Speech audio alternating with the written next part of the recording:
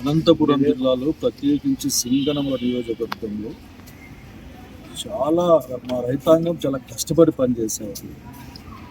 అంతేకాకుండా భూమిని నమ్ముకొని బతికేవారు. వాళ్ళకి వ్యాపారులు వాళ్ళకేం తెలియదు. ఈ మధ్య కాలంలోనే ఉచిత కరెంట్ వచ్చిన తర్వాత రాజశేఖర హయాంలో కింద మిర్జాంపల్లి లాంటి గ్రామాల్లో అంటే ఎప్పుడు లోయల్లో ఉంటాయి. వాటికి రోడ్లు వేసి మిగతా మోటార్లు హీటర్లన్నీ రోజున సహకారం చేసి ప్రభుత్వం నుంచి చాలా బాగుండేవారు. అంతకుముందు ఉన్న వాళ్ళ వృత్తి అన్నీ మానేసి కూడా అందరూ రైతాంగం అంతగా దాంట్లో ఉంటారు. అదేవిధంగా మొత్తం కాన్షియస్ మొత్తం లాభాలు వస్తాయి, డబ్బులు వస్తాయి, అరటి మీద ఎక్కువ ఆధారపడుతుంది. గాలివాన వచ్చింది. గాలివాన రావడాన్ని ఎవరు ఆపగలిగింది? మన చేతుల్లో ఇక్కడ మన చేతుల్లో కొన్ని పనులు ఉన్నాయి. ముఖ్యంగా ప్రభుత్వానికి చేతిలో కొన్ని పనులు. ఆ పనులు ప్రభుత్వం చేయడంలో ఇక్కడ విఫలమైందేమో అని అనుకుంటాం. డైరెక్ట్గా చేయలే. ఎందుకంటే చెట్లు పడిపోయినాక చాలా బాధల్లో ఉంటారు. ప్రభుత్వ యంత్రాంగం అంతా అక్కడికి వెళ్ళాలి. అక్కడికి వెళ్ళి వాళ్ళని ఓదార్చాలి, వాళ్ళకి ఎన్యూమరేట్ చేయాలి. మేమున్నాం మీకు అని చెప్పాలి. ఆదివారం కదా, శనివారం ఆదివారం కాబట్టి చెట్లు పడిపోయి ముందు వాళ్ళు చెట్లు ఉంటే బహుశా చెట్లకి గాలికి ఆదివారం మేము రాలేం కాబట్టి మీరు సోమవారం అంటే అని చెప్పి రాసింది. సాధ్యం కాదు కదా. న్యాచురల్ కెలామిటీస్ అసలుగా అక్కడ పెద్ద మనిషి మాట్లాడుతూ ఉన్నారు. వాళ్ళు వచ్చి మాట్లాడంటే నాకు ఈ బాధ లేదు సార్ అంటే మాట్లాడిన వాళ్ళు కూడా ఎవరు లేరు. విన్నా చెప్పచ్చు వాళ్ళు మేము మాట్లాడినా ఇప్పుడు రేపు పొద్దున శైలనాథ్కి ఏం తెలిసి మాట్లాడచ్చు. I know the what is the effect of the rain and everything. ఈ వాన గాలి రైతుకు వచ్చే నష్టం, ఆ బాధ, ఆ కష్టం నాకు తెలుసు. సో ఆ కష్టంతో మేము ఉన్నాం. ఖచ్చితంగా ఈ ప్రభుత్వంపై నేనేమి నిందలు వేయాలనుకోవడం లేదు, కానీ ఒక వాస్తవం చెప్పాలనుకున్నాను. మీరు రైతుల పట్ల అదేదో అట్లా సీత కన్ను అంటే ఆ కన్ను వేయబాకండి. మీరు ఇన్సూరెన్స్ డబ్బులు ప్రీమియం కట్టారో లేదో తెలియదు. గతంలో ఎట్లా మీరు కట్టలేదు, ఉచిత బీమా పద్ధతి కట్టలేదు. దాదాపు అది వెళ్ళిపోయి ఉంటుంది. ఒక 2,000 కోట్లు అది వెళ్ళిపోయింది. ఈ సంవత్సరం మీరు కట్టారు లేదు, మాకు చెప్పేవాళ్ళు లేదు, భవిష్యత్తు కట్టలేదని మేము అనుకుంటాం.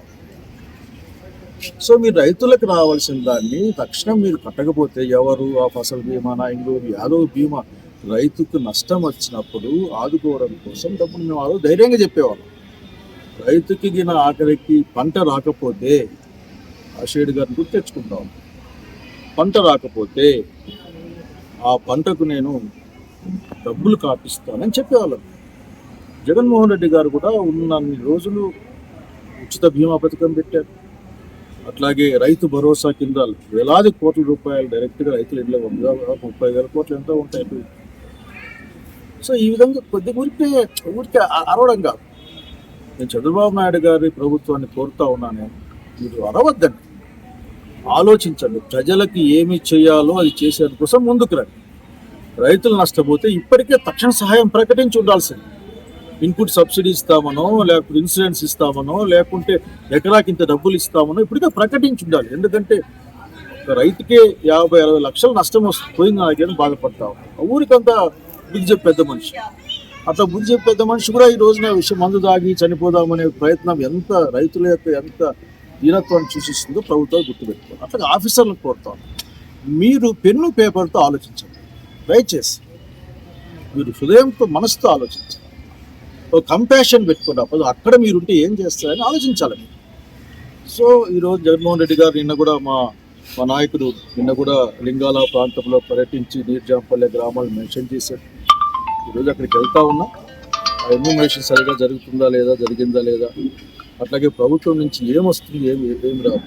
అవసరమైతే ఇంతకంటే ఉన్నతాధికారులని కూడా కలిసే ప్రయత్నం చేస్తాం. బహుశా వాళ్ళు కలుస్తారు. వ్యవసాయ శాఖ మంత్రి కూడా కలిసే ప్రయత్నం చేస్తాం. ఏది ఏమైనా నేను అడిగేది ఒకటి, ఈరోజు చాలా చెడ్డగా నష్టపోయినా జీవితాలు నాశనం అయిపోతాయి. కనుక ప్రభుత్వం తక్షణం స్పందించి అసలుకి మీరు నష్టపరిహారంతో పాటుగా పంట పెట్టుకోవడానికి, చెట్లకి, ఎరువులకి అన్నిటికి కూడా పైసలు ఇవ్వాల్సిన అవసరం. అది ఎంత ఇస్తారు, ఏమి ఇస్తారు? నేను ఎకరాకి 20 లక్షలు ఇవ్వమంటాను. అంటే ఎకరాకి ఒక 10 లక్షలు ఇచ్చిపోండి అని చెప్తారు. ఆయనకి 50 లక్షలు నష్టం వస్తుంది. కనీసం అంత 50 లక్షలకి ఒక 40 లక్షలు మనం ఎనికి సగమని ఇవ్వాలి కదా.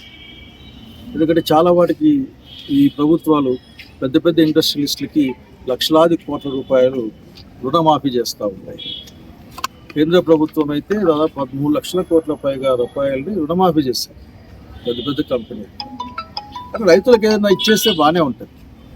పైగా 3 లక్షలకు పైగా ఉన్న బడ్జెట్ కనుక చంద్రబాబు నాయుడు గారు నేను చూస్తా, నేను పరిశీలిస్తా అట్లా ఇట్లా మాటలు కాదు. తక్షణం మీరు ఎక్కువ మంత్రులు కానీ, అట్లాగే నా మిత్రుడు పయ్యావుల కేశవ్ ఫైనాన్స్ మినిస్టర్గా ఉన్నారు, కేశవ్ కూడా చెప్తా ఉన్నా, దయచేసి అందరిని ఆదుకోవాల్సిన టైం వచ్చింది, ఆదుకునే అవకాశం లేదు. లేకపోతే ఏముంది, మా జగన్మోహన్ రెడ్డి గారు చెప్పినట్లు మేము వచ్చినాక ఎట్లా అది ఇష్యూ కాదు. కానీ రైతు ఇప్పుడు బతకాలి కాబట్టి సహాయం కోరుతాం. చాలా చాలా చెడ్డ పరిణామం ఇది.